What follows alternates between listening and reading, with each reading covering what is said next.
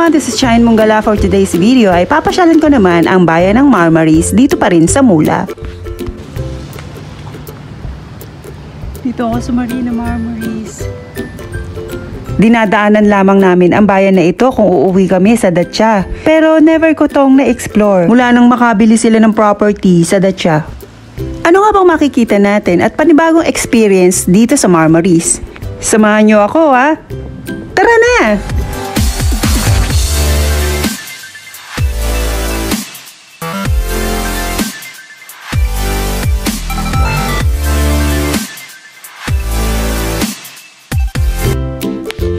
Narito ako ngayon sa tinatawag nilang Marmaris Marina na isa sa mga tourist spot dito nga sa Marmaris. Naririto ang mga dumadaong na yate, ang mga bangkang pangisda, ang mga bangkang pangturista at syempre nandiyan din ang lumang kastilyo ng Marmaris.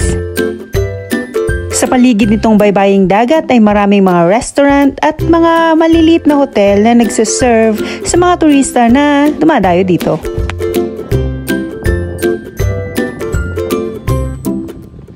Isang oras at kalahati ang biyahe mula Dacia. Ang Marmaris is a Mediterranean town along the Turkish Riviera, also known as the Turquoise Coast, with a busy, pebbly beach and a long seafront promenade.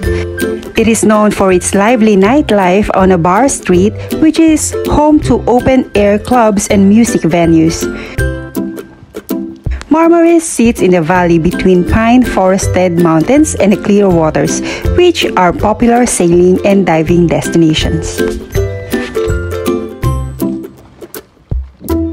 Although Marmaris is known for its honey, its main source of income is international tourism. It is located between two intersecting sets of mountains by the sea.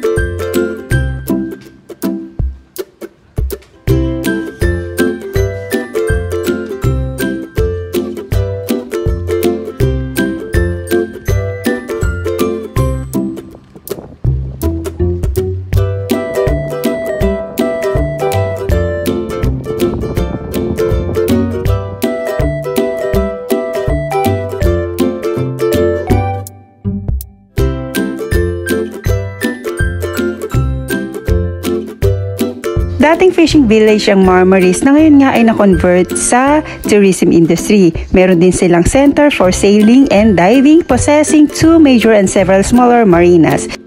It is popular also in winter location for hundreds of cruising boaters.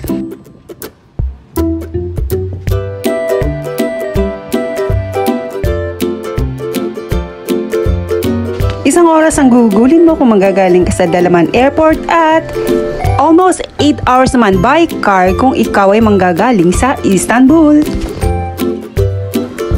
Alam nyo ba guys, talagang na-attempt akong mag-ani ng talbos ng kamote. Mukhang hindi nila alam kung ano ito. Ginawa nilang parang ornamental plants ba?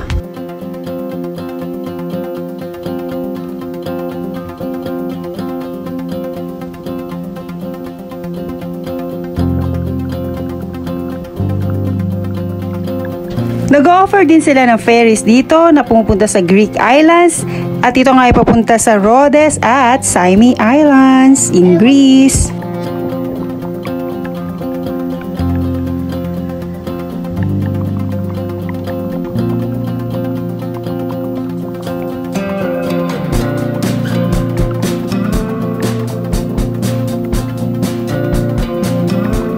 Malapit dito sa marina ay makikita ang Old Town ng Marmaris.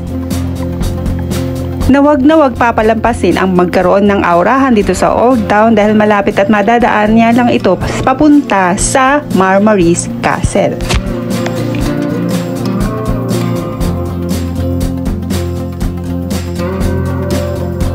At kung ikaw naman ay kagaya kong mahilig magbungkal ng nakaraan, Ano bang hinihintay nyo? E di mag-aral ka na pagiging archaeologist, char. Makikita sa loob ng kastilong ito ay ang mga artifacts na nanggaling sa ancient city of Knidos at ilang artifacts na nakuha sa ruins of Apollo Shrine. Ang mga amphifora naman na ito o sisidlan ng mga produkto ay natagpuan sa isang shipwreck dito sa Coastal Marmaris.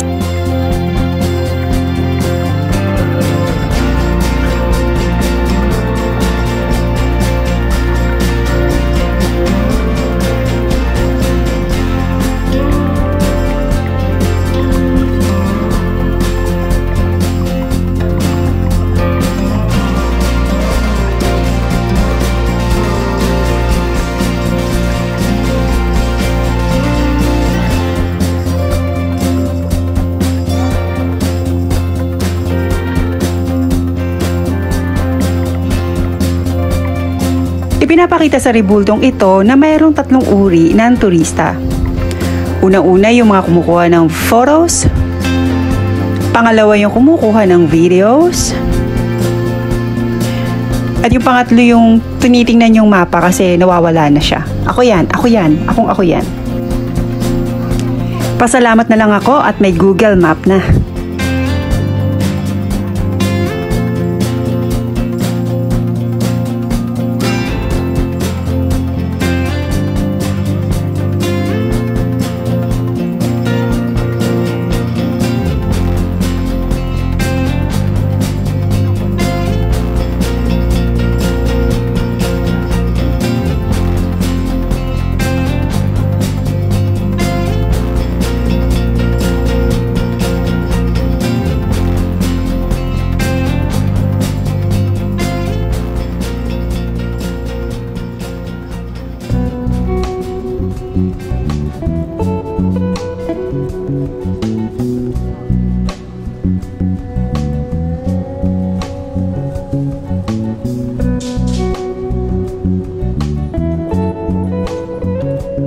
After 20 minutes na lakarin, konting pahinga, kahit masakit ang katawan, ay magpa-flex tayo, be.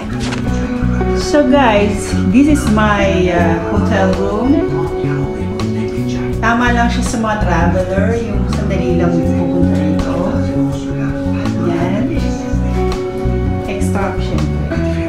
Tapos ang aking maruming at messy na kama, kasi nagpahinga na ako eh. Kanina pa kami nandito, pero nagbaba lang ako ng gamit, tapos nagbaba lang ako ng gamit, tapos umikot-ikot ako. Tapos meron akong terrace para pwede kong magsampay-sampay dito o tumambay, pero kasi mahirap tumambay ngayon dahil mainit. Tapos ayun na, ayan na yung city center. Nasa city center ako. Dito sa hotel, merong pa swimming pool. Tapos sa likod ng building na to ay dagat na. So, maganda.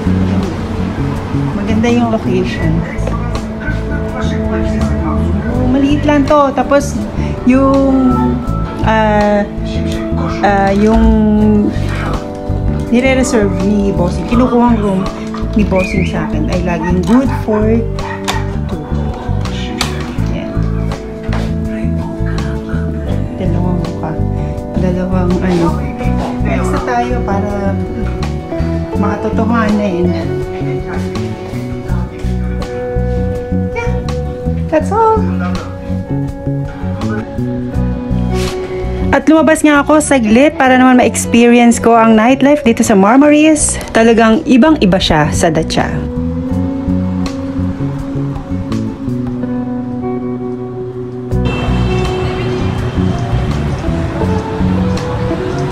Daming bilihan ng pagkain.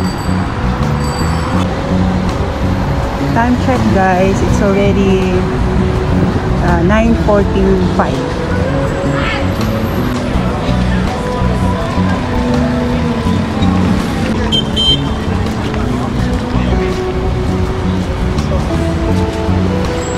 9:45 pero gising na gising pa rin sila.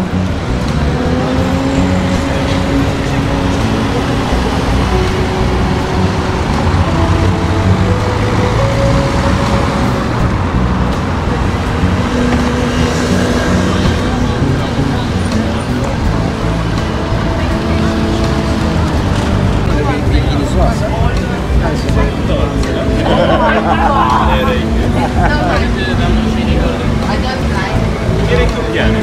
Güzel. Bilmiyorum da.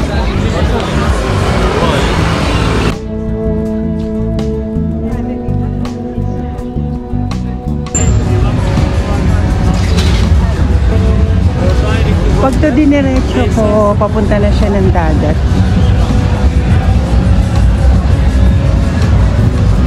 Aming tube.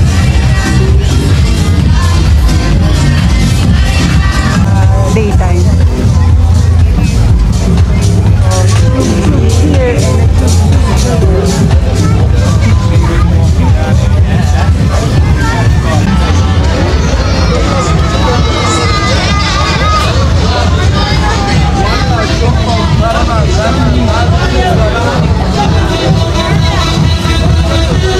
and another